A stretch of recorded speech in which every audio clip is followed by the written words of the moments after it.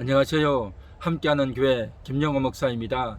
오늘은 2021년 5월 28일 금요일 지혜가 뭘까요? 시간입니다. 오늘 성경은 잠언 4장 27에서 22절. 내 아들아 내 말에 주의하며 내가 말하는 것에 내 귀를 기울이라. 그것을 내 눈에서 떠나게 하지 말며 내 마음속에 지키라. 그것은 얻는 자에게 생명이 되며 그의 온 육체의 건강이 됨이니라. 아멘. 지혜를 어떻게 얻을 수 있을 것인가, 지혜를 어떻게 추구할 수 있을 것인가에 대해서 아주 핵심적인 것을 지금 여기서 말씀하고 있습니다. 내 말에 주의하고 귀를 기울이고 눈에서 떠나게 하지 말고 내 마음속에 지키라. 그리하면 그것이 내게 생명이 되고 또 육체의 건강이 된다. 그렇게 말씀하고 계십니다.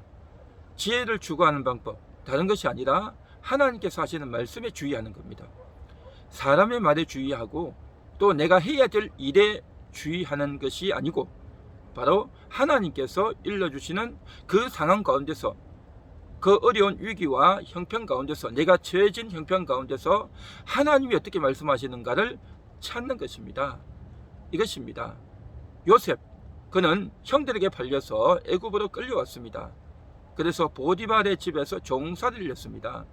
얼마나 억울하고 얼마나 원통하고 얼마나 불편하고 얼마나 학대를 받고 얼마나 정말 아들처럼 상속자로 살다가 하루아침에 그의 지위와 신분과 처지가 급전직하가 되어버렸습니다. 그때 억울하다, 괴롭다, 나 일 안 한다 라고 한 것이 아니라 바로 그때에 요셉은 하나님이 그에게 찾아오셨던 것입니다. 여호와께서 그와 함께 하셨다라고 창세기 39장에서는 말씀하고 있습니다. 여호와께서 찾아오셔서 그의 마음속으로 감동을 주시고 지시할 때에 요셉은 그 말에 주의해서 내 상황과 처지로 인해서 비관하고 절망하는 것이 아니라 하나님의 말씀을 듣고 내가 이곳에서 살아나야 되겠다 라고 하는 그런 마음을 굳게 가졌던 것입니다. 하나님께서 함께 하시는 그 함께 하심을 그는 붙들었고 하나님께서 마음속으로 주시는 그 감동을 주의하면서 그 말에 늘 귀를 기울이고 또 항상 하나님 하면서 그 일을 했단 말이죠. 비록 육신의 처지는 고통이고 또 종살이고 또 말도 통하지 않는 또 어린 나이에 다른 나라에 와가지고 살아야 되는 그런 처지였지만 바로 그곳에서 요셉이 했던 태도, 그것은 오직 하나님을 생각하며 하나님께 기도하며 하나님이 주시는 그 말씀 한마디 한마디에 그의 눈을, 그의 귀를, 그의 마음을 온통 기울이고 온통 주의력을 하나님께 기울였단 말이죠. 그러면서 순간순간 하나님 주신 지혜와 감동을 가지고 그가 그것을 이겨냈던 것입니다. 만일에 하나님의 말씀에 주의를 기울이지 않고 그 말을 듣지 않고 현실을 비관하고 처지를 비관하고 나 이런 일 못한다, 나 안 한다 라고 만일에 요셉이 그런 태도를 가졌다면 그는 그곳에서 살아남을 수 있었겠습니까? 그가 생명을 유지할 수 있었겠습니까? 전혀 불가능했던 것이죠. 우리가 잘 아는 바대로 그는 그곳에서 여호와께서 그와 함께 하셨고 여호와께서 요셉과 함께 하심을 그 집에 있는 사람들이 다 보았고 또한 여호와께서 그 집에 복을 주신다는 것을 사람들이 다 알 정도로 요셉은 여호와의 말씀에 주의를 기울이고 여호와와 함께하고 여호와와 동행하면서 그렇게 살았던 겁니다. 지혜가 뭘까요? 내가 지금 처해진 상황 가운데서 하나님께서 나와 함께 하심을 알고 내 처지를 절망하고 비관하는 것이 아니라 하나님이 하시는 그 말씀을 붙잡고 그것을 끝까지 신뢰하면서 끝까지 나아가는 겁니다.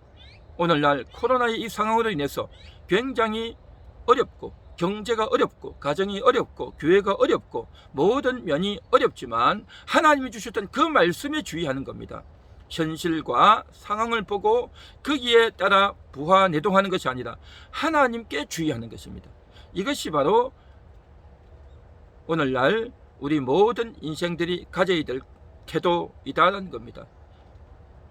우리가 잘 아는 바대로 요셉, 그는 종살이를 마치고 또 억울하게 감옥에 들어갔지만 감옥에서 또 나와가지고 이제 바로 애굽의 바로가 꿈을 꾸게 되었고 그 꿈을 해석하기 위해서 바로 앞에 섭니다. 그래서 지금 7마리의 튼튼한 암소, 그리고 그 이후에 나타난 7마리의 비실비실한 암소의 사건을 보면서 그 꿈을 해몽해 줍니다. 이것은 하나님이 정하신 틀림없는 사실이고 7년 동안 큰 풍년이 있을 것이고 그 이후에 큰 흉년이 있을 것입니다 라고 하는 애굽 바로의 꿈을 해석합니다. 그런데 요셉은 그 꿈만 해석한 것이 아니라 거기에서 한 가지 대책을 놓습니다. 그러므로 바로시여, 참으로 지혜롭고 또 현명한 사람을 세워서, 총리로 세워서 이 애굽을 잘 통치해야 7년 흉년이 올 때 그것을 잘 대비할 수 있을 것입니다 라는 말까지 했던 겁니다. 그게 뭡니까? 하나님께서 꿈 해몽의 지혜를 주셨지만 거기에서 멈춘 것이 아니라 대책을 세워야 된다는 것을 이야기했고, 그렇게 말을 할 때 애굽의 바로가 그런 지혜로운 자가 누가 있겠느냐? 신의 총명이 있는 자, 또한 그렇게 꿈을 해석할 수 있는 자 누구에게 있느냐? 바로 너다. 너가 총리를 해라 라고 이야기했던 거죠. 그가 그렇게 말을 했고 또 애굽의 바로가 그 제안을 받아서 총리로 임명되지 않습니까? 그 애굽에 있던 요셉, 그는 총리가 돼서 했던 것이 뭡니까? 그 7년 동안 풍성한 양식을 얻었을 때에 그 얻은 것으로만 그친 것이 아니라 그 얻은 것을 가지고 7년 흉년을 대비해야 됐던 것입니다.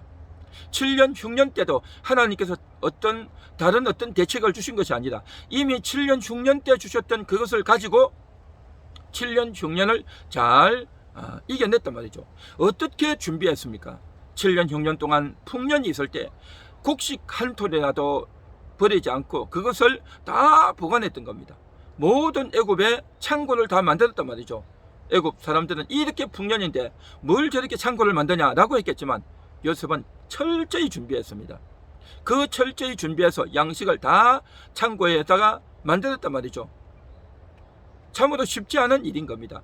그런데 그 창고를 만들면요 어떻게 되는지 아십니까? 그 해 했던 그 곡식이요 1년 2년이 지나면 그 창고에 그 곡식이요 다 썩어요. 먹을 수가 있겠습니까? 그런데 창고 보관을 잘 해야 돼요.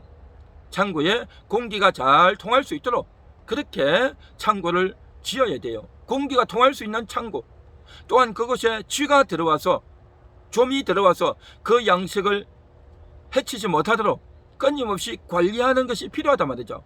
단순히 창고만 지은 것이 아니라 창고의 환경까지 다 계산해서 지어야 된단 말이죠. 그렇다고 한다면 그 창고 짓는 것은요 결코 쉬운 창고가 아니었어요. 애굽 온 지역에 그러한 창고를 만든다는 것은요 결코 쉬운 것이 아니에요. 아주 철저하게 또 7년이 지나도 그것을 먹을 수 있도록 그렇게 창고를 지어야 된단 말이죠.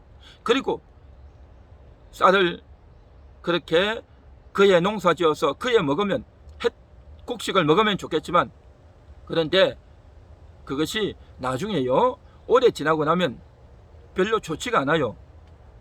7년 전의 것을 먹으려면, 10년 전의 것을 먹으려면 그 사람들이 먹을 수가 있겠습니까? 그렇기 때문에 사람들이 풍년 1년 2년 3년 되어졌을 때에 그해 양식만 먹는 것이 아니라 풍년 1년 때 되었던 그 양식을 나중에 3년 4년 차에 먹어야 된단 말이죠. 그래서 그해 농산물을 다 먹는 것이 아니라 작년 재작년 있던 그 농산물을 먹을 수 있도록 그것을 잘 이제 유통을 시켜야 됩니다. 잘 관리를 해야 된단 말이죠.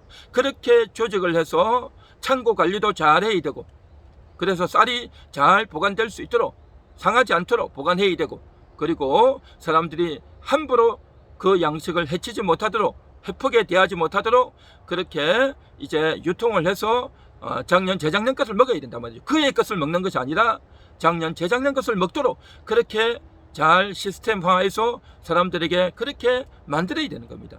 이것은 결코 쉬운 일이 아니에요. 애굽이 얼마나 큰 나라였습니까?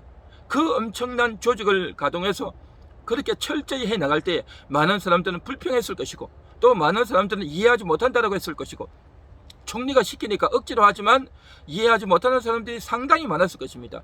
이렇게 풍년인데 무슨 흉년이 온다고 저 난리야 라고 했지 않겠습니까? 그럼에도 불구하고 철저하게 준비하고 창고를 잘 지었고, 그리고 쌀이 잘 유통되도록 했고, 이것이 바로 지혜였던 것입니다. 이 지혜를 가질 수 있었던 것, 그것은 바로 평상시 그가 종살이 했을 때에, 그 종살이 했을 때에 그곳에서 여호와께서 함께 하심을 사람들이 알 정도로 그가 이제 집안일을 잘 처리했던 그 지혜가 바로 총리가 되었을 때 그대로 유지되어져 나갔던 것입니다.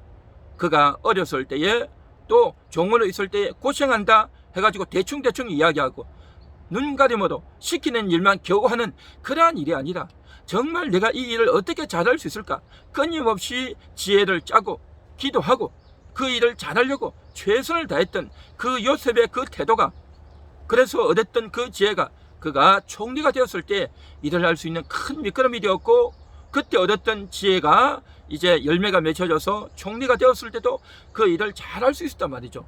그렇습니다. 지혜가 뭘까요? 하나님께서 나에게 주셨던 그 말씀에 주의를 기울이고 그것에 최선을 다해서 그것을 버리지 않고 잊어먹지 않고 최선을 다해서 그렇게 내가 지혜를 얻었다면 그 지혜가 정말 내가의 유익이 되어진단 말이죠. 오늘 하루를 살면서도 하나님이 주신 그 지혜에 주의를 기울이면서 일을 해야 될 줄 믿습니다. 상황에 주의를 기울이고 또 사람의 주의를 기울이는 것도 중요하고 필요하지만 그것보다도 하나님이 주셨던 그 지혜에 마음을 기울여서 그것에 주의를 기울이고 귀를 기울이고 마음을 쏟아서 나갈 때 그것이 생명이 되고 앞으로 더 큰 어려움이 올 때에 대비할 수 있는 대책이 되고 또한 육체의 건강까지도 될 줄 믿습니다.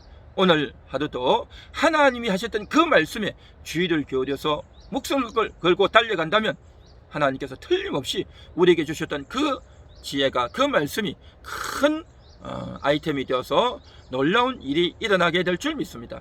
오늘도 하나님 말씀에 주의하는, 그래서 하나님이 나와 함께 하심을 다른 사람들도 알 수 있게 되는 그러한 역사가 있게 되기를, 그래서 오늘 준비했던 그 말씀이 5년 후, 10년 후를 준비할 수 있는, 아니 5년 전, 10년 전, 20년 전에 하나님께서 나에게 주셨던 그 말씀이 지금도 나에게 간직되어져서 그것을 끝까지 지켜나감으로 말미암아서 그 과거의 말씀이 오늘 나를 설명하고 지금 내가 받았던 그 말씀이 앞으로 5년, 10년, 20년 후에 나의 삶의 지표가 되어야 될 줄 믿습니다. 하나님 말씀에 전적으로 주의하고 귀를 기울이고 마음을 기울일 때 놀라운 역사가 일어나게 될 줄로 믿습니다. 기도합니다. 하나님 감사합니다.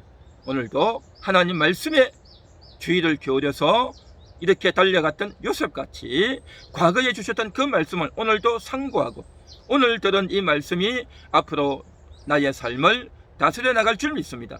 사람의 말, 상황에 유의하는 것보다도 하나님께 더 주의하는 그러한 오늘 하루가 되어져서 참으로 지혜로운 인생, 지혜로운 삶이 되게 하옵소서. 예수님의 이름으로 기도합니다. 아멘.